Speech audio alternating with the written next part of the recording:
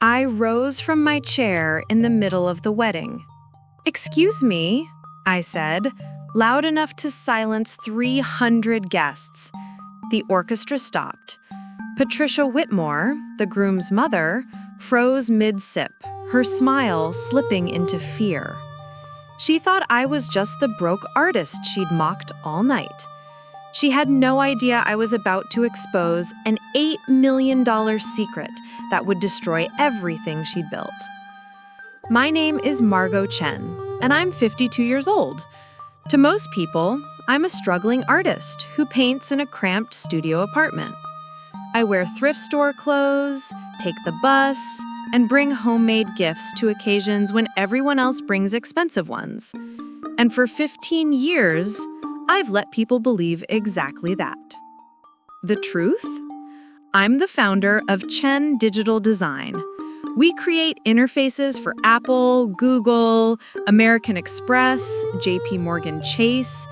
My company generates $40 million annually. My personal net worth is $8.2 million. I own 3 properties and a portfolio that would make financial advisors weep with joy. But I live in the same 600-square-foot studio I moved into 23 years ago when I actually was broke. I drive a 1998 Honda Civic. I shop at Goodwill, not because I have to, because I choose to. Why? Because I learned something most wealthy people never do. Money reveals character. It doesn't build it. And I wanted to see people's true faces before they knew what I was worth. Lily was my best friend Sarah's daughter. Sarah died of cancer 8 years ago, and with her dying breath, she made me promise to protect Lily, to always tell her the truth, to never let anyone make her feel small. I'd kept that promise. I attended every graduation, every birthday, every moment that mattered. But I never told Lily about the anonymous scholarships I'd funded, the college expenses I'd covered through financial aid, the trust fund I'd been building in her name. To her, I was just Aunt Margot, quirky, artistic, poor. And then came the phone call that changed everything. "Aunt Margot," Lily's voice was strained, nervous. "Can I ask you something, and please don't be hurt?" My stomach tightened. "What is it, sweetheart?" "Chase's parents, they're very traditional, very wealthy. His dad owns 15 car dealerships. His mom is on all these charity boards. They're particular about," she trailed off, "about appearances." I waited. "Could you maybe dress nicely for the wedding? Maybe not mention the art thing? Maybe just blend in." There it was, the word that cut like a knife. Blend in. Become invisible. Don't embarrass me. My goddaughter, the girl I'd helped raise, was ashamed of me. "Of course," I said quietly. "I'll blend in perfectly." "Thank you so much," she breathed, relieved. "I love you." "I love you too." I hung up and stared at my paint-stained hands. And in that moment, I made a decision. If they wanted to see a struggling artist, I would give them an Oscar-worthy performance. I would let them show me exactly who they were. And then I would show them exactly who I am. The wedding was at the Belmont Estate. $50,000 venue minimum. Marble fountains, crystal chandeliers, the kind of place that whispers old money even though most guests earned theirs last generation. I arrived in my ancient Civic, dressed in the worst outfit I could find, a floral dress from Goodwill, 2 sizes too big, outdated cut, visible stains, scuffed dollar store flats, a canvas tag that had seen better decades, no jewelry except a $10 watch. The parking attendant's face flickered with judgment. "Miss, are you sure you're at the right venue?" "I'm the bride's aunt," I said softly, meekly. He directed me to overflow parking, far from the main entrance where important people parked. I walked the long path alone while other guests streamed past in designer clothes, laughing, belonging. A few glanced at me with confused pity. Inside, the reception hall was breathtaking. I found my table assignment, table 14, in the back, near the kitchen doors. Table 1 was reserved for the Whitmores. I sat down and waited, and watched. Patricia Whitmore was impossible to miss. She wore an $8,000 champagne gown, diamonds at every joint, silver hair sculpted like art. She surveyed the room like a queen inspecting peasants. Gerald Whitmore sat beside her in a custom suit and a Rolex that caught every light. Their daughter Bethany dripped in designer labels. And Chase, handsome, polished, nervous, stood with Lily. Lily looked beautiful in her wedding dress. She also looked terrified. The ceremony was perfect, traditional, expensive. But during the reception, Patricia noticed me. She whispered to someone at her table. That person glanced back, then whispered to someone else. I was being discussed like a stain on fine fabric. 30 minutes into the reception, Patricia approached my table. She didn't sit. She stood over me, towering in her heels. "You must be Lily's aunt," she said. Her smile was silk over steel. "I am Margot Chen." Her handshake was limp, dismissive. "Patricia Whitmore, Lily mentioned you're an artist?" "I paint." "How lovely."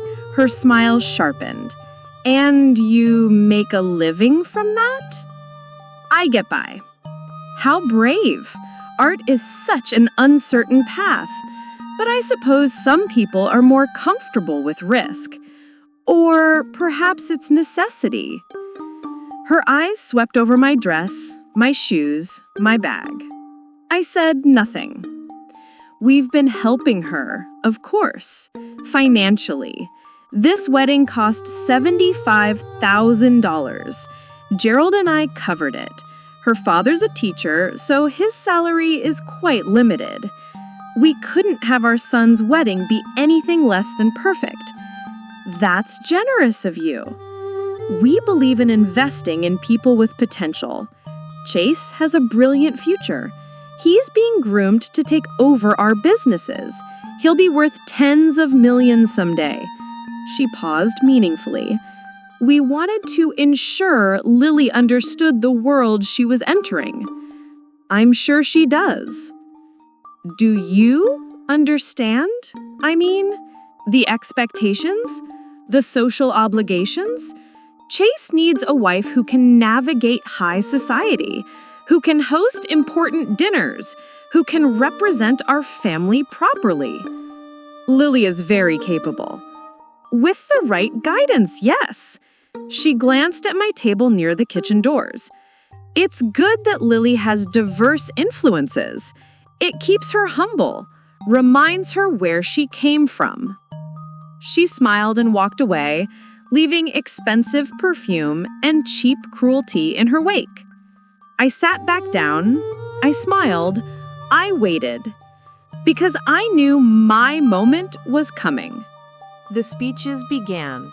The best man was charming and funny. Then Patricia stood to give the mother's toast. She spoke about Chase's accomplishments, his bright future. Then she turned to Lily.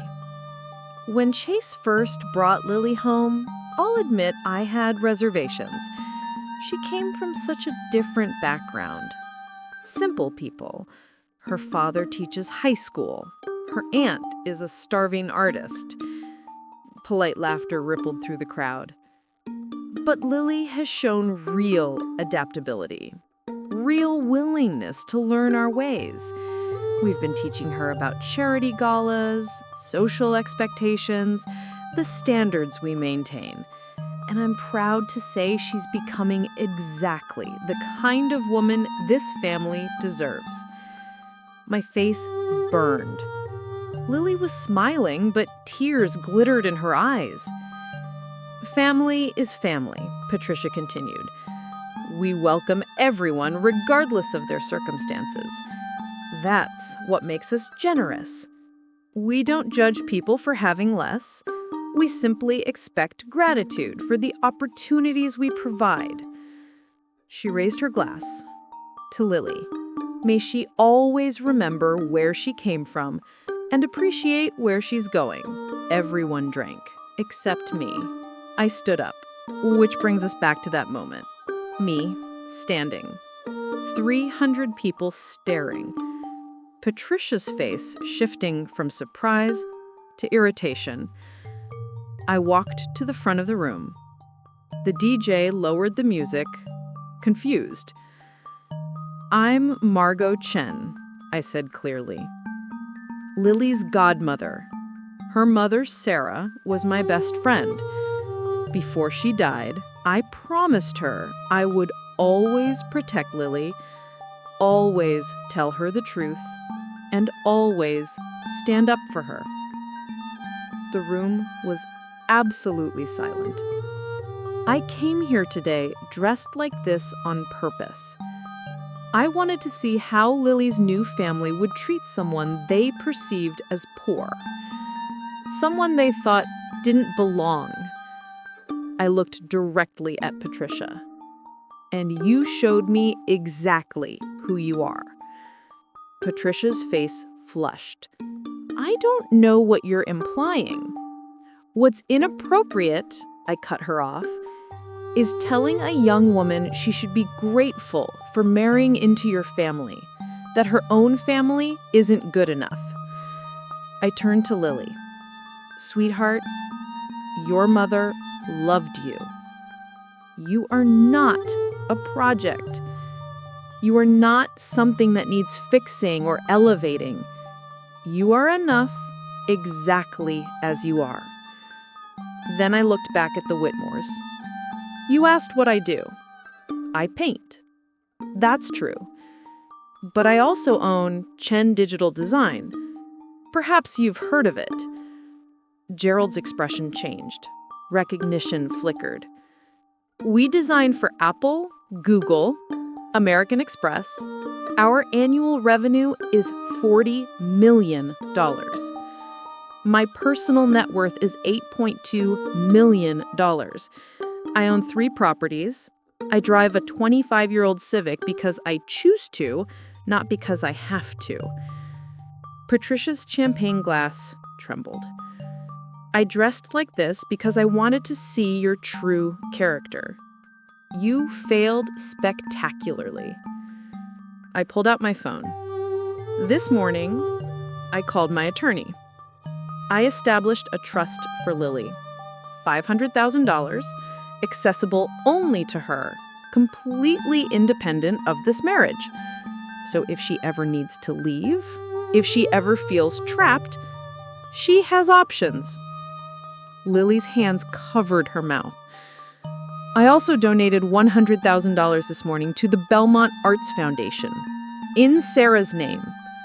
I'm now their largest single donor this year, which means I now have a seat on their board. Patricia looked like she might collapse.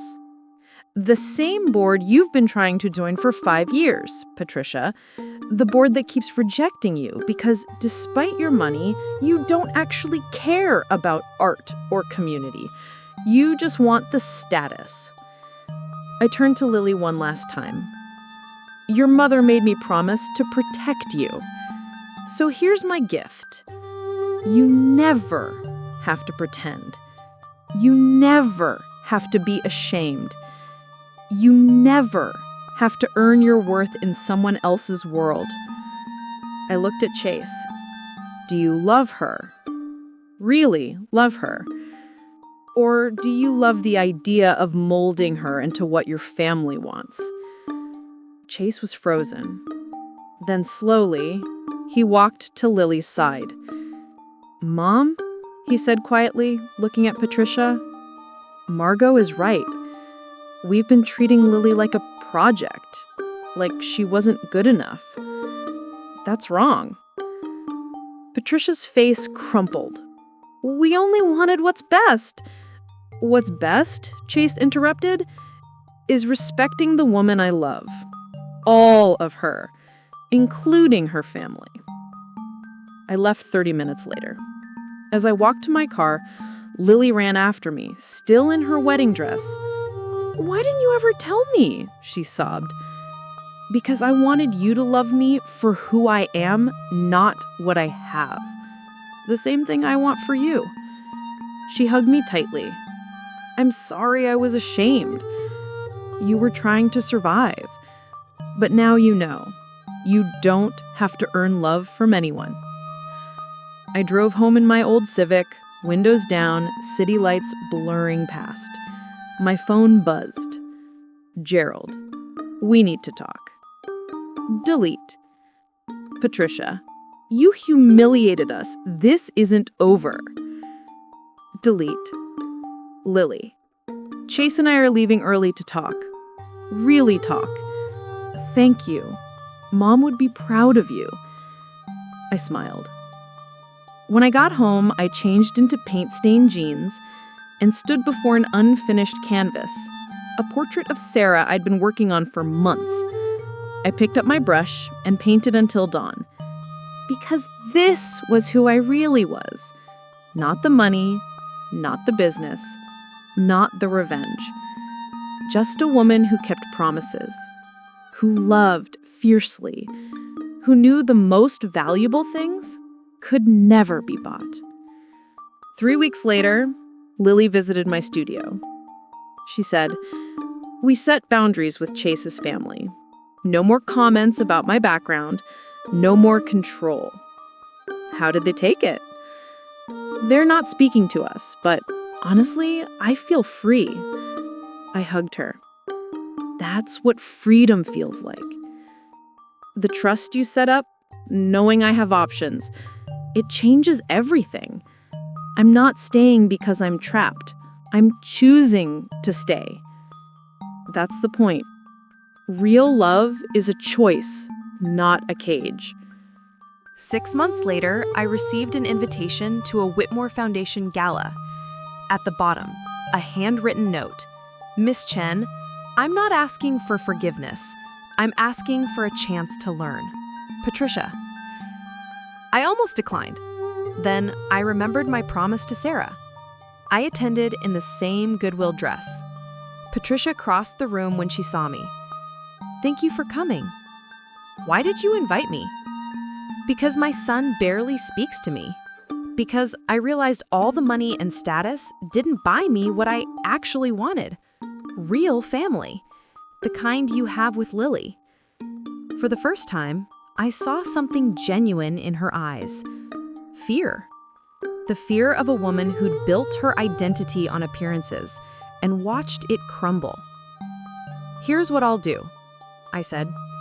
Volunteer at the community art center I fund. Teach kids from low-income families. See them as human beings, not charity cases. I don't know anything about teaching.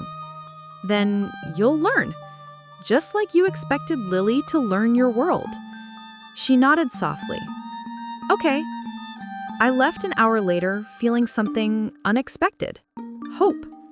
Not naive hope, but the realistic kind that comes from watching someone take their first honest step. I drove home thinking about Sarah, about promises kept, about the goddaughter I'd protected. I thought about the woman I used to be, broke and scared, and the woman I'd become, wealthy and free. Both lived inside me. Both mattered. I parked at my building, climbed the stairs, opened my studio door, and I was home. Not because of the space, but because of who I was inside it. A woman who'd built an empire, but never forgot where she started. Who could have bought respect, but chose to earn it. Who knew that true wealth is invisible. It's in promises kept, boundaries set, love given freely. I made tea, sat by the window, and smiled. Because Patricia and Gerald had taught me something valuable. No amount of money can buy class. No amount of status can purchase character. And I had both, not because of my bank account, but in spite of it. That was the real victory. I picked up my phone. One last text from Lily. Had dinner with Chase's parents. It was different. Better. Patricia asked about Mom. Really asked. Small steps. Thank you. I love you. I replied softly. I love you too. Your mom would be so proud. I set the phone down, picked up my paintbrush, and returned to Sarah's portrait. I kept my promise. She's going to be okay. And in the quiet, surrounded by paint and memories, I felt Sarah's presence, her approval, her love. I had kept my word, and that made me richer than any bank account ever could. What part hit you hardest? What would you have done? Let me know in the comments. If this moved you, send a super thanks so I can keep bringing you more stories like this. See you in the next one.